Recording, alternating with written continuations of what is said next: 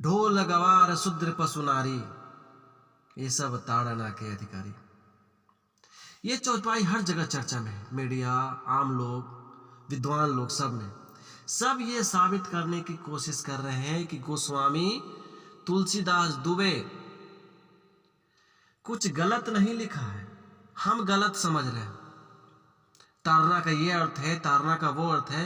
हालांकि पहले के आप गीता प्रेस की किताब में देखे, कई लोगों ने प्रमाण भी दिया कि ताड़ना का अर्थ दंड ही दिया हुआ है। ये शूद्र लोग, ये नारी, ये सब दंड पीटने के अधिकारी हैं। लेकिन इसको कुछ और मीनिंग देकर अलग अलग इसको सही साबित करने की कोशिश हो रही है।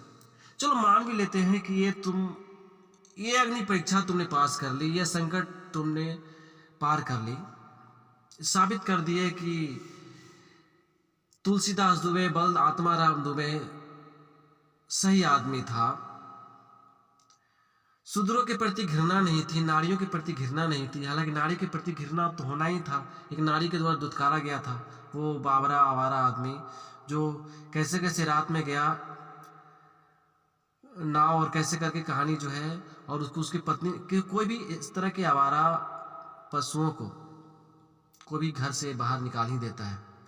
तो ये भी घर से बाहर दुत्कारा हुआ, नारी के द्वारा दुत्कारा हुआ मानव था। तो लिखना लाजमी है, लिखेगा ही। लेकिन चलो मान लिया इसके पोतों द्वारा, और आज के जो विद्वान जो कह रहे हैं कि उनके वंशज हैं, मेरे दादा ने कुछ गलत नहीं लिखा, तो उनको ये मैं बताना चाहता हूँ कि दूसरी चौपाई की बात करें जिसमें उन्होंने साफ कहा है कि पूजिए विप्र सकल गुणहीना, आप पूजहीन शूद्र वेद परवीना। समझ गए? ब्राह्मण को कोई गुण नहीं है तो ही पूजिए, और शूद्र को सब वेदों में निपुण है तो भी न पूजिए। इतनी दुष्टता, इतनी घृणा कैसे कोई एक लेखक ला सकता है? और तुलसीदास के द्वारा लिखा जो ये किताब है, लोगों ने इसे ग्रंथ मान लिया। ये हिंदू ग्रंथ बाद में क्यों उस समय हिंदू ग्रंथ क्यों हिंदू की शुरुआत उस समय हो रही थी? हमारे ग्रंथ तो तब होते हैं जब हमारे धर्म की शुरुआत होती है। एक संविधान बन जाता है, एक ग्रंथ बन जाता है, नियमावली बन जाती है। और जब भगवान के द्वारा है तो मनुष्यों के द्वारा क्या संशोधन की जा सकती है उसमें? तो ग्रंथ कैसे? ये एक लेखक का लिखा हुआ किताब है, और किसी पागल लेखक का लिखा हुआ किताब,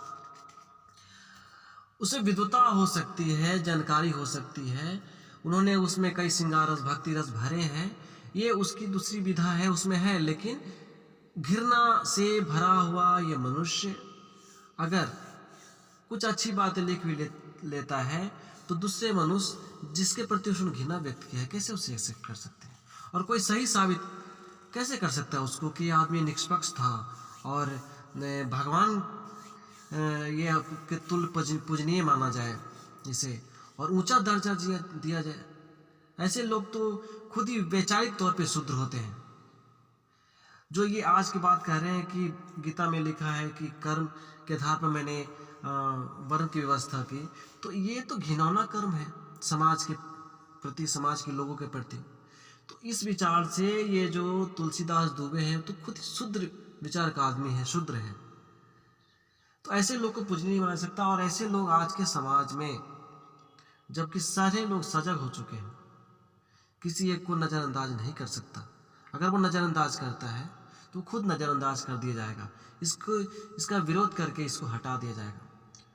तो जो लोग ये ही चौपाई देकर मात्र कह रहे हैं, मैं तो कह रहा हूँ कि वो एक साइड का रास्ता लेके इसको सही साबित करके निकलना चाह रहे हैं। हमारे जो बंधु हैं, जो दोस्त हैं, मैं चाहता हूँ कि और कई चौपाइयों की चर्चा करके उनको सुनाए, जो इस तरह के एक्सक्यूज देते हैं, जो सफाई देते हैं, उनको सुनाए और बताए कि देखो तुम्हारे इस घिनौने और गोहिक मानसिकता रखे हुए एक लेखक ने क्या लिखा है समाज के अन्य लोगों के प्रति, अन्य वर्ग के लोगों के प्रति।